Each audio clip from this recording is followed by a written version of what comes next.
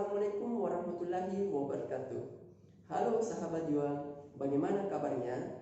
Masih semangat untuk belajar kan? Ayo, harus semangat ya. Nah, berjumpa lagi dengan saya, Kakak Gugun Pardiansa, yang akan menemani Anda untuk belajar sejarah kali ini. Nah, untuk hari ini kita akan belajar tentang proses masuk dan berkembangnya penjajahan bangsa Eropa di Indonesia. Nah, sebelum kita lanjut, kita simak dulu ya tujuan pembelajaran hari ini. Tujuan pembelajaran hari ini yaitu memahami latar belakang kedatangan bangsa Eropa, dalam hal ini Portugis, Spanyol, dan Inggris ke Indonesia. Faktor pendorong masuknya bangsa Eropa ke Indonesia. Nah, tentu ada beberapa faktor yang mempengaruhi sehingga negara-negara barat itu bisa sampai ke dunia timur, khususnya Indonesia.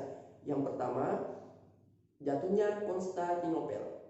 Nah, pada tahun 1453, Konstantinopel dikuasai oleh Kesultanan Turki Utsmani, dalam hal ini Ottoman. Sultan Mehmed II yang berkuasa pada tahun 1432 sampai 1481. Penguasaan Ottoman menjalankan politik yang mempersulit pedagang-pedagang Eropa beraktivitas di daerah kekuasaannya. Akibatnya, satu-satunya akses bangsa Eropa ke Asia melalui darat itu terputus. Oleh karena itu, bangsa Eropa yang dipelopori oleh Portugis berusaha keras mencari sumber-sumber dan rute-rute baru untuk mendapatkan rempah-rempah. Yang kedua, kisah perjalanan Marco Polo ke dunia timur. Marco Polo memulai perjalanannya ketika ia berusia 17 tahun. Marco Polo kemudian mencatat perjalanannya dalam sebuah buku 2 miliar. Berkat perjalanannya itu, maka terbukalah rute dagang antara Eropa ke Asia yang sebelumnya pada masa itu masih dianggap berbahaya.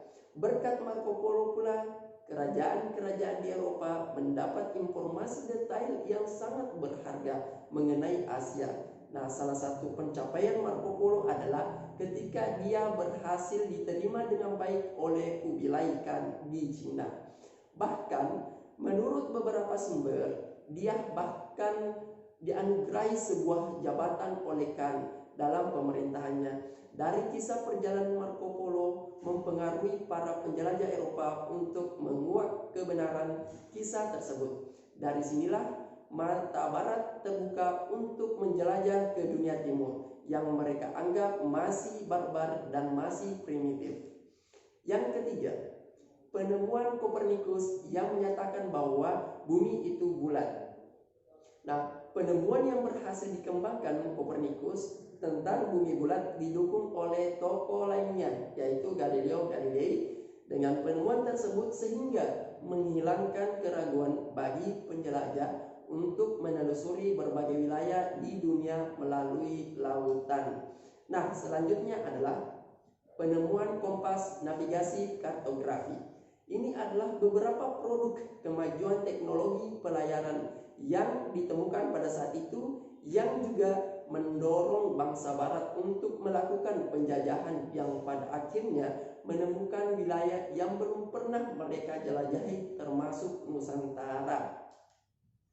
Nah, selanjutnya semangat rekonquista, yaitu semangat pembalasan terhadap kekuasaan Islam dimanapun dijumpai. Semangat rekonquista adalah semangat pembalasan terhadap kekuasaan Islam dimanapun yang dijumpai sebagai tindak lanjut dari perang salib yang banyak memakan korban jiwa, sehingga tidak terelakkan pembalasan dendam. Yang selanjutnya adalah semangat 3G atau semboyan 3G, Gold, Gospel, Glory.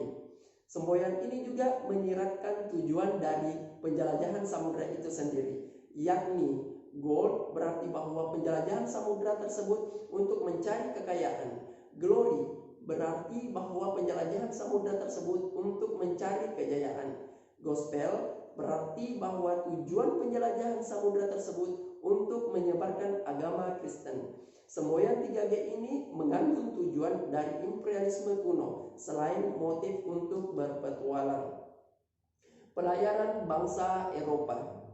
Negara-negara yang mempelopori penjelajahan adalah Portugis dan Spanyol. Kemudian selanjutnya disusul oleh Inggris, Belanda, Prancis, Denmark, dan lain-lain. Untuk menghindari perselisihan antara Portugis dan Spanyol, maka pada tanggal 7 Juni 1494 lahirnya Perjanjian Tordesillas. Pada perjanjian itu, Paulus membagi daerah kekuasaan di dunia non-Kristiani menjadi dua bagian dengan batas garis demarkasi atau garis hayal yang membentang dari kutub utara ke kutub selatan. Daerah sebelah timur garis hayal adalah jalur atau kekuasaan Portugis, sedangkan sebelah barat garis hayal adalah jalur Spanyol. Nah, selanjutnya penjelajahan Portugis. Jadi penjelajahan Portugis itu ada beberapa tokoh yang terkenal. Salah satunya adalah Bartolomeu Dias. Menemukan ujung selatan benua Afrika dinamai Tanjung Badai atau Cape Town. Bertolak dari Lisabon atau Portugis, bergerak ke arah selatan menyusuri pantai barat Afrika sampai di ujung selatan benua Afrika yang kemudian diberi nama Tanjung Harapan. Kemudian Bartolomeu Dias kembali lagi ke Portugis karena ada gelombang badai yang besar. Yang kedua, Vasco da Gama menjelajahi Samudra Hindia dan mendirikan pos perdagangan di Calcutta, India. Awal mulanya Vasco da Gama bertolak dari Lisabon ke arah selatan menyusuri pantai barat Afrika sampai di ujung selatan benua Afrika, kemudian melanjutkan perjalanannya sampai di Calcutta, India. Nah, yang selanjutnya adalah Alfonso de Albuquerque. Jadi Alfonso de Albuquerque bersama armadanya berhasil menaklukkan Malaka pada tahun 1511 dan sampai di Maluku tahun 1512 dan bersahabat dengan Ternate. Penjajahan Spanyol. Yang pertama adalah Christopus Columbus berlayar ke dunia timur dengan 3 kapal sampai di Kepulauan Bahama, menemukan benua Amerika, disusul pelaut-pelaut Spanyol lainnya. Awalnya bermaksud untuk mencapai Hindia Timur dari arah barat. Setelah berlayar 2 bulan, Columbus singgah di Kepulauan Bahama Hindia. Nah, Columbus mengira ia telah sampai di Hindia dari arah barat. Ia menanamkan penduduk asli kawasan itu sebagai Indian. Nah, kekeliruan Columbus itu menghasilkan sebutan Hindia Barat untuk Amerika. Nah, selanjutnya adalah Ferdinand Magellan. Jadi didampingi oleh Kapten Juan Sebastian Elcano dan seorang penulis Helia Pigarta sampai di Kepulauan Masaya atau daerah Filipina, terbunuh oleh penduduk lokal. Nah, awalnya dari Spanyol ke arah barat menyusuri pantai timur Amerika sampai di ujung selatan benua Amerika, kemudian mengarungi Samudra Pasifik yang sangat luas dan tenang sampai di Masapa atau wilayah Filipina. Di sana Ferdinand Magellan tewas oleh orang Mactan. Kemudian sisa pasukan di bawah pimpinan Juan Sebastian Elcano melanjutkan perjalanan ke Maluku dan pulang ke Spanyol lewat Tanjung Harapan. Nah, akibat pertemuan Portugis dan Spanyol di Maluku, maka muncul Perjanjian Saragossa pada tahun 1526 yang isinya pembagian wilayah operasional atau dagangan. Portugis di Maluku, sedangkan Spanyol di Filipina. Nah, selanjutnya adalah penjelajahan Inggris. Jadi penjelajah Inggris itu ada beberapa tokoh yang terkenal. Yang pertama adalah Sir Francis Drake, memborong rempah-rempah di Ternate.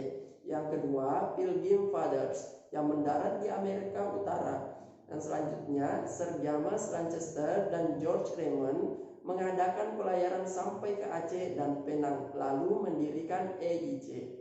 Dan selanjutnya, Sir Henry Middleton menjelajahi Maluku. Nah, selanjutnya James Cook menemukan Australia. Sejak tahun 1600, EIC mendapat hak khusus dari pemerintah Inggris untuk menangani perdagangan di Asia.